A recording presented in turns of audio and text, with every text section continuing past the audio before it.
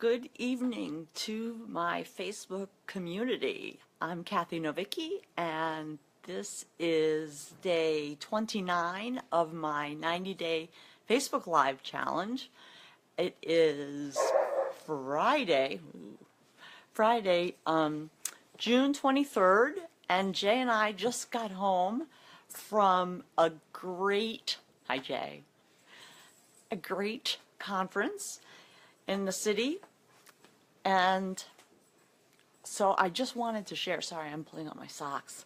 Just wanted to share with with you guys what it was all about. I initially found it online, not online. I found it actually it was through Facebook. It's one of the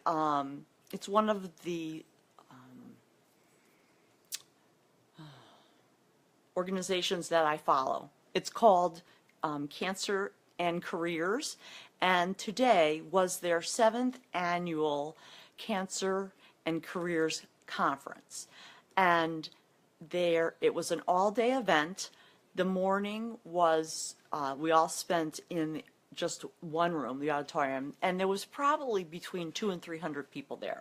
There were professionals, there were physicians, there were social workers, there were oncology professionals. There were patients that were currently being, they were in acute treatment currently. There were patients like myself who were cancer-free, and this all brought us together, this club that we didn't sign up for, but because of our commonality, we've come together. So we come home with up-to-date, the newest resources and information. We come home with professional networking, new contacts, and friends that we've found as we've gone through the day. When you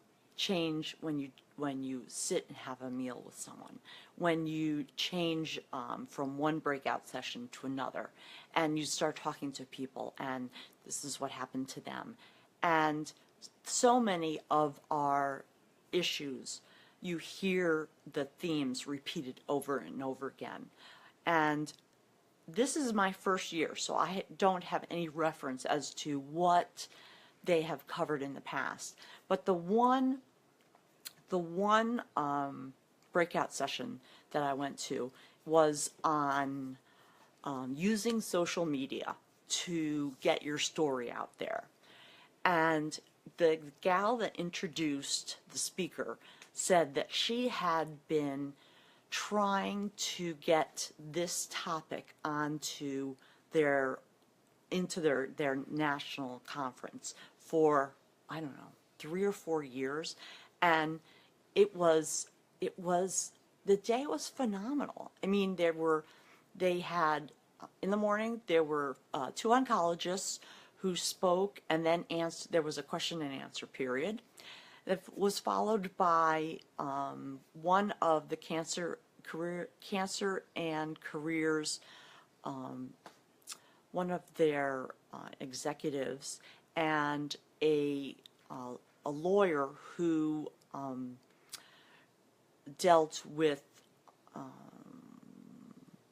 workplace issues, and they talked about your rights by law, you know, FMLA, your FMLA, the Americans with Disabilities Act, and then they actually went deeper into each topic as to states with their laws, and the federal laws, and then the state laws, and things that cannot be asked of you if you're looking for a job or if you're being interviewed, things that should not be asked of you, but you have the right to not reply. And then there was, you know, a little bit throughout their session of reality in terms of, yes, people are discriminated against. You know, if I disclose in my in an in a on a resume that I've had cancer, does that mean I don't get an interview? Well, you'll never know. If you wait and disclose it, if you get an interview and then you disclose it at the interview, does that impact whether or not, you know? And they can't ask you this stuff until you're offered a position. If you're offered a position and there is a physical that is required to solidify your job offer, then apparently they have the right to ask you these things. But once you have the job, that excuse me, that no longer applies. It's off the table. You don't have to tell them, and it's your choice. And so that was very interesting. But I'm sure that we all know that it is very, very difficult to prove bias and to prove discrimination based on a pre-existing condition. So while it was very informative, I guess I can't say we all, but I know that, you know, I hear things, and the system, you know, can be worked. You just know it. So but it's totally an independent choice whether or not you share your history. And I'll leave it at that. So that was the morning, and then it ended with she's a doctor. She's a doctorate, and she is in psychology. She's also an intimacy counselor, and she does all these self-image, self-esteem, self-confidence issues, and she went through things that perhaps you might experience, and they're just occasional. And then she progressed to when things should, you know, start being a red flag, and then when they're like glowing red, and you really need to address them. You need to go to you know, contact either through your oncology team, or if you're further out, your primary care physician, because they can, you know, there are issues that can build upon themselves, and they become, this little mole can become a mountain, and it will affect your life. And we've talked about that. I've talked about that, and that's one of the reasons why when I saw this conference on social media, I was like, we need to go to this, because these are the things, while you hear about them all the time in cancer conversations about anxiety and depression afterwards, and grief. There's a lot of time there's survivor grief, for survivorship guilt, because you lived, and the gal that sat next to you when you got your chemo and she was getting her chemo didn't live.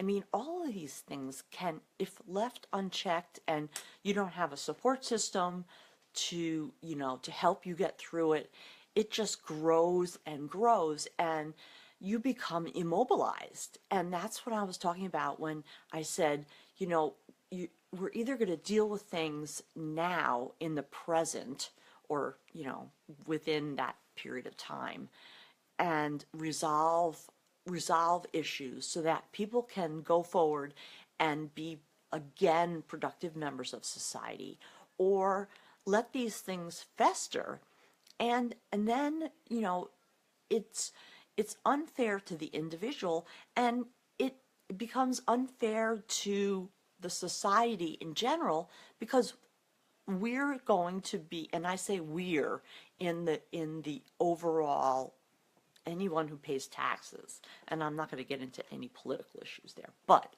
we're going to be paying if that person can't work, if that person can't buy food, if that person doesn't have a place to live or doesn't have a physician that because they can't pay. And so they're using services of either clinics or the emergency room as primary care. And so, one way or the other, it affects each and every one of us. And so why would you let someone who had, any kind of job or career or profession, let that go to waste? Hi, Marlene. Let that go to waste, and they lose that productivity. They lose themselves. One of the breakout sessions was, oh, maybe it was this woman. She talked about how your job ties into your identity, and I personally totally understand that. And it took me, oh my, I think it was 3 years from when I was diagnosed, and 2 or 3 years from when I went back to work, when the intensive care unit in the small community hospital that I work at closed. And I never realized how much being an ICU nurse tied into my identity, and how once I made that connection, how it was like having a breakdown. I mean, it made me ask, who am I? And not only just physically in the mirror when I looked at myself before I had reconstruction, like we talked about last night, but who am I now? I'm Cathy, the wife, and I'm mom, and a daughter, and all this stuff.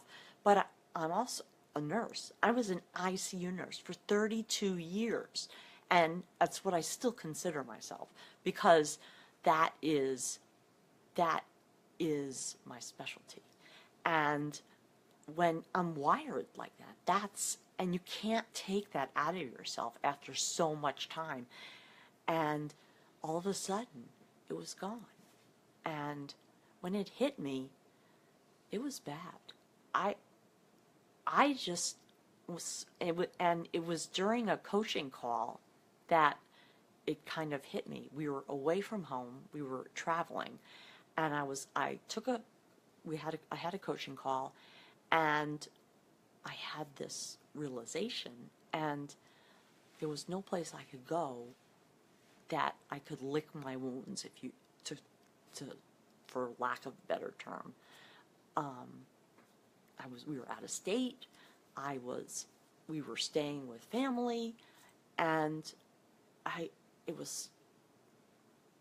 just didn't know what to do. And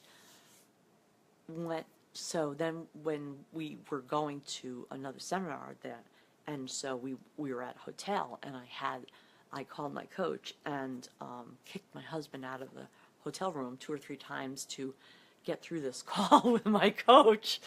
And it was a tough call. I mean, anyone who knows me knows that I'm a crier for hire.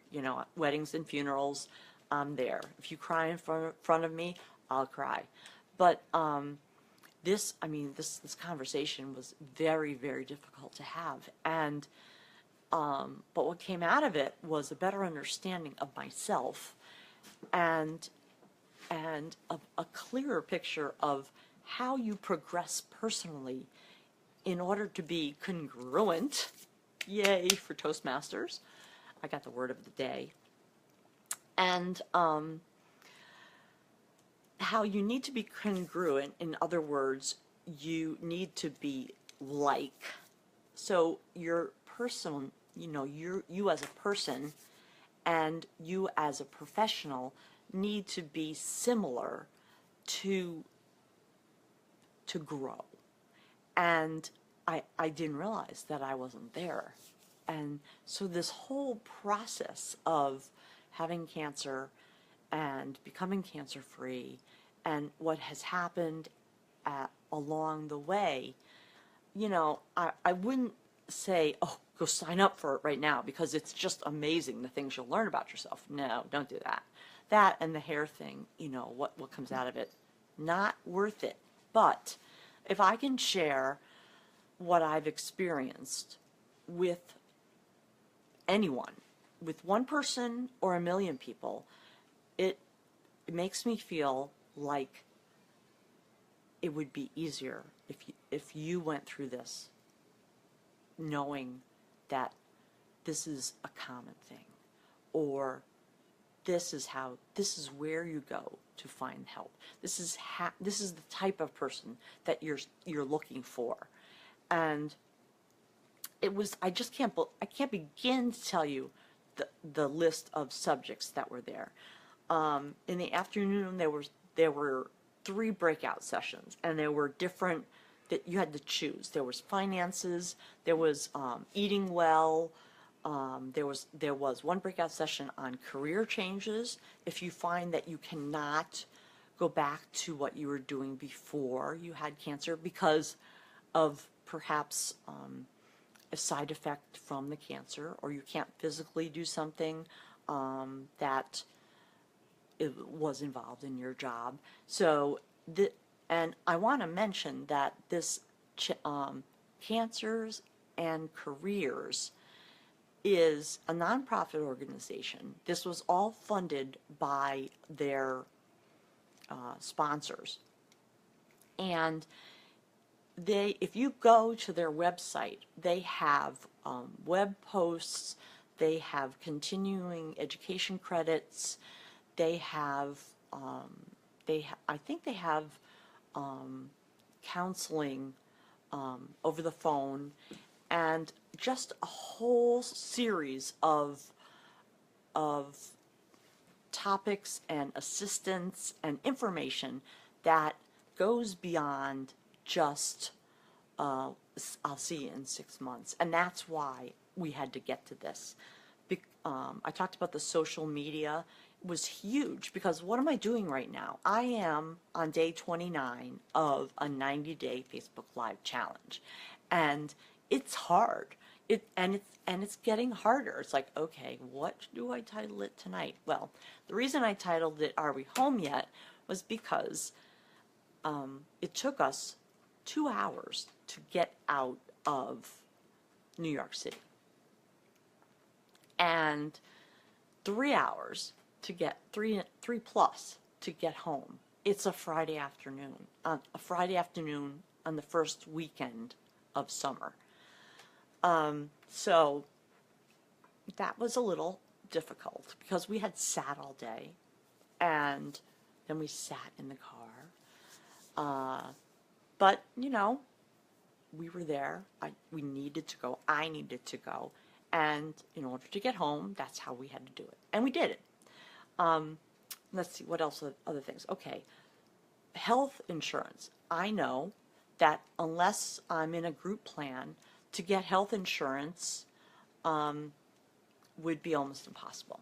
And I don't even understand, as a professional, the Affordable Care Act in terms of how I would be able to use it. So I'm not even going to go there because I am not informed enough to even speak on it. I'd have to study it way too much. And I think there are a lot of people who know about that are confused too. So we'll just leave that. They talked about taking time off, and that was all part of the what you disclose. What do you tell your employer?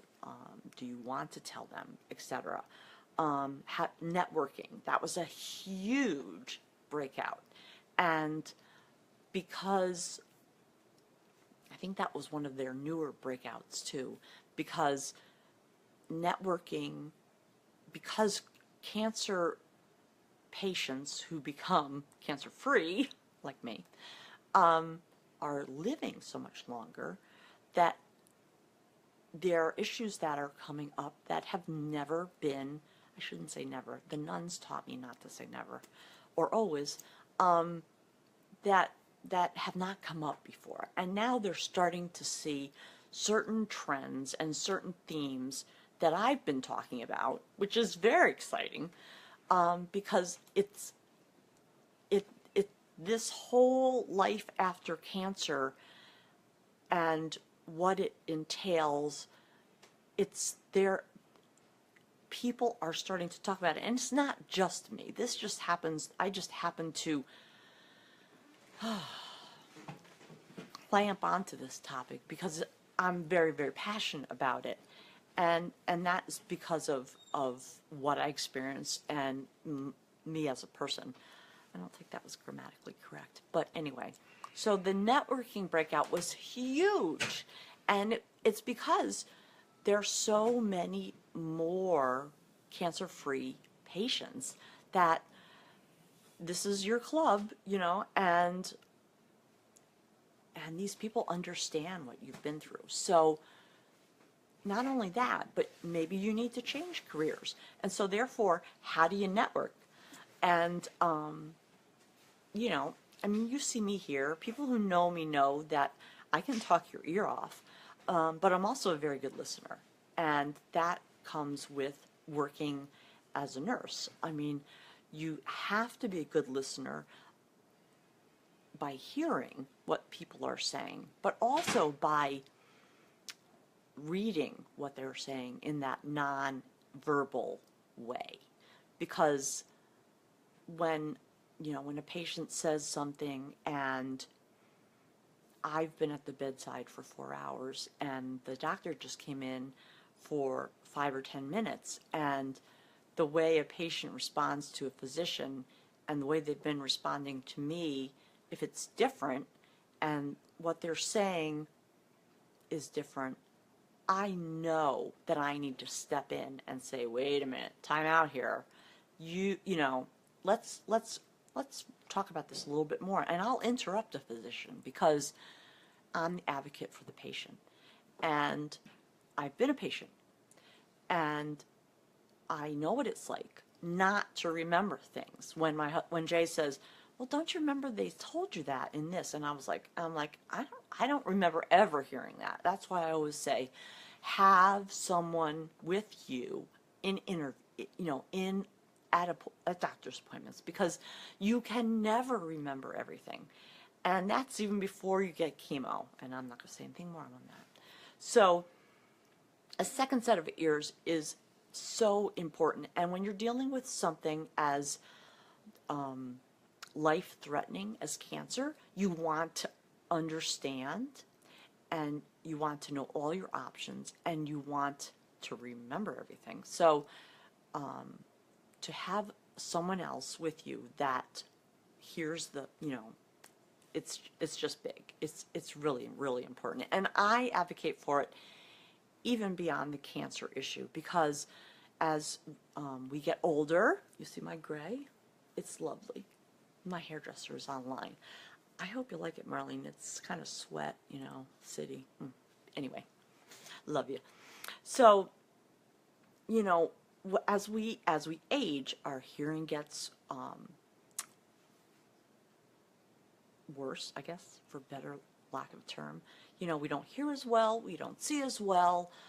Sometimes we don't connect the dots as well, and we perhaps forget the questions we were going to ask. And so I mean, I truly believe that people need an advocate to hear and to help them navigate a lot of times through the healthcare infrastructure.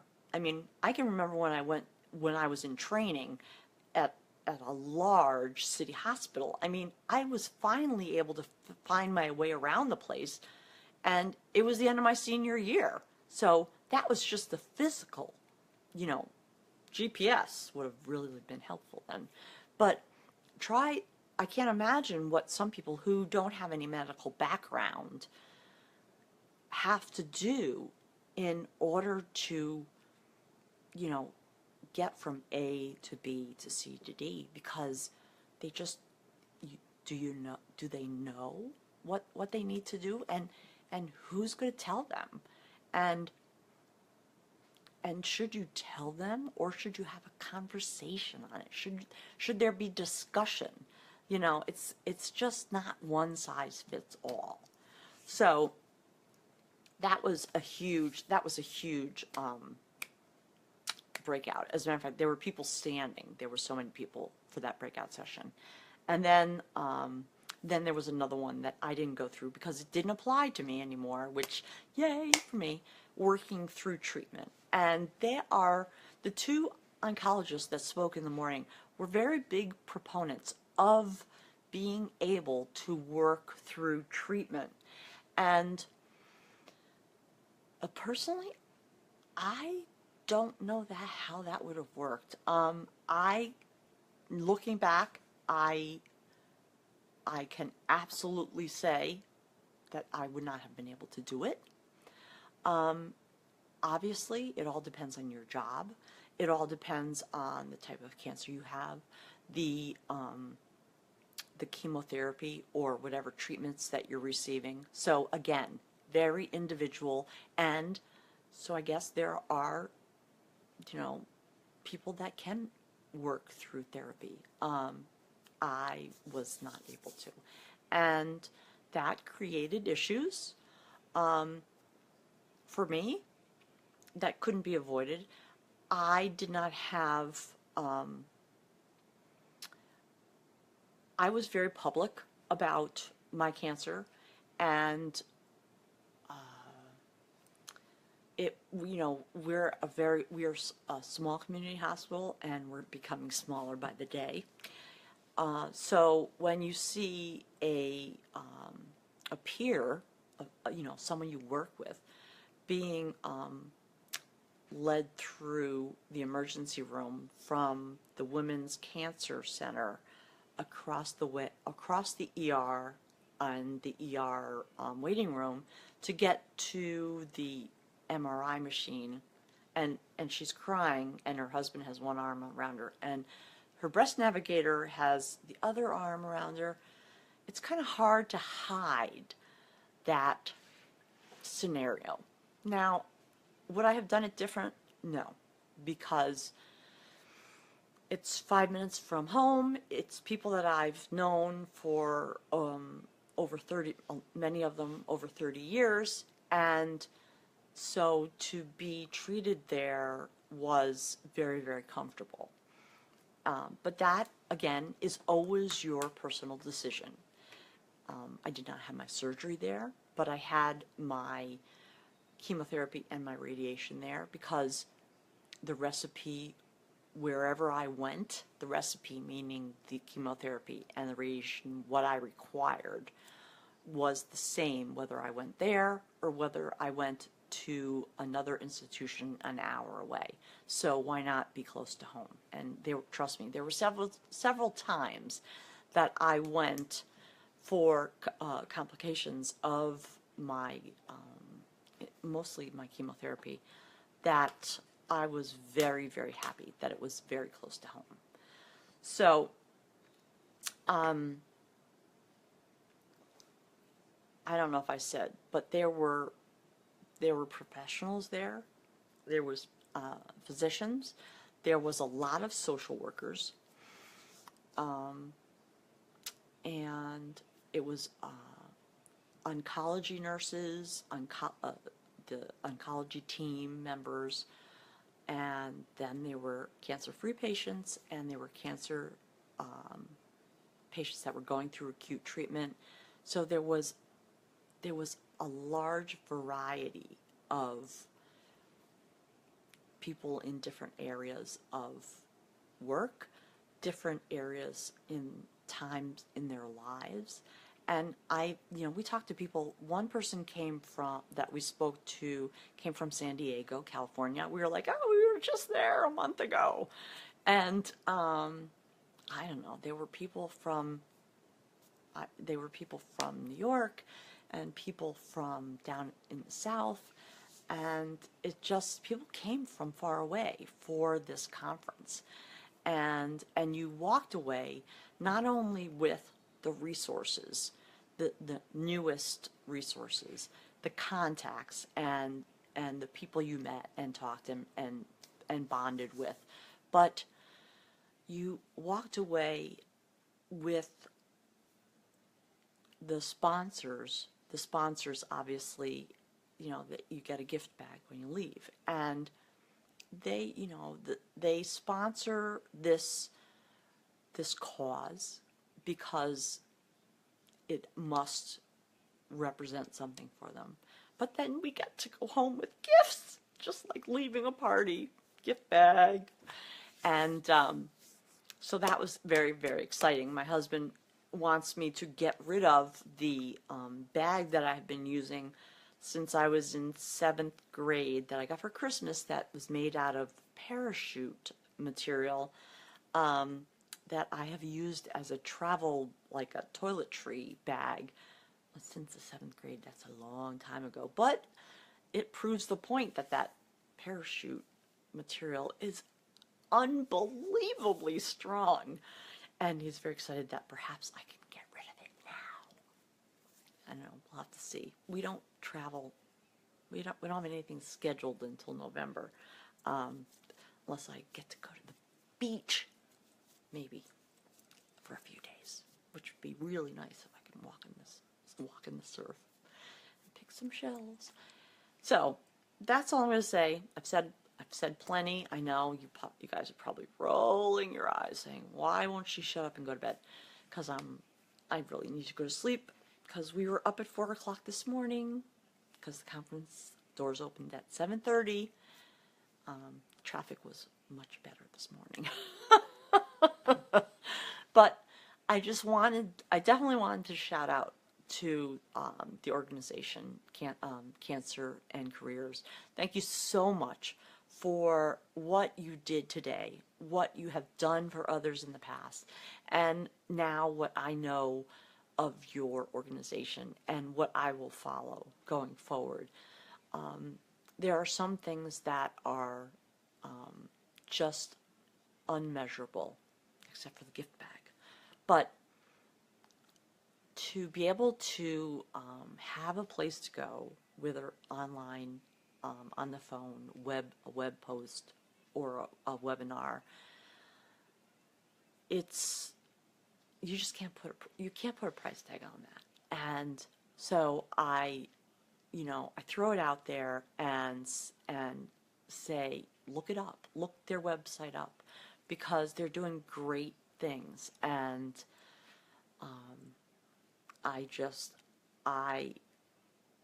I'm overwhelmed by what they pulled off today and what I came away with. And so, like them, follow them, and like and follow Champions Over Cancer. As I continue this 90-day challenge, I am 1 day shy of a third of the way through, and it's difficult. It's difficult because you have to do it every day, but you brush your teeth every day, so I do. So I'm putting the effort out there, and I'm being consistent. I hope my coach will let me know. And people are following us. The number that we started with is, I think we're over or just at 30 more followers on Champions Over Cancer page. And that is so exciting and inspiring, because the more people that see me, hear what I have to say, and absorb it. If you've had cancer, if you know someone who has had cancer, if you've been touched by it in any way, my issues, the things I talk about will resonate with you. And every day there's more and more people being diagnosed with cancer, and more that people will become cancer-free. This thing is not going away. This movement is not going away. And I'm not going away either, because for my quality of life, I have issues. Some people that know me will say, "Oh, does she have issues?" But I mean, I'm a person just like anybody else. We all have baggage, but when you add cancer into the mix, it's kind of like, and people know I don't cook. Occasionally I bake, and it's kind of like when you're putting the flour in for the last step when you make cookies, and how it takes forever to blend and mix in that flour, how the consistency changes, and how difficult it is. And that's kind of like what happens when you add cancer into your life mix. Everything gets sticky and difficult to move, and it just complicates everything. And so if there's a place that you can go and find answers, get help, do it. As long as it's a reputable place. And Cancer and Careers is, and so is Champions Over Cancer. So if you have questions, please, go on the site and ask them, and we will get back to you as fast as we can. And so that's all I'm going to say for tonight, because I think I've been on for a while. And I want to say thank you for everyone who listened to this. Thank you to everyone who's following us and supporting us. And I hope everyone has a great night, that you're safe. And I will see you tomorrow, which is Sunday, June 24th. Will be day 30, and I am off. I don't have to work. So I will definitely be in slug mode, because I've been up at 4 a.m. for 2 days now. So don't expect any lipstick, but we'll find something stimulating to talk about. So everybody have a good night, be safe, and peace.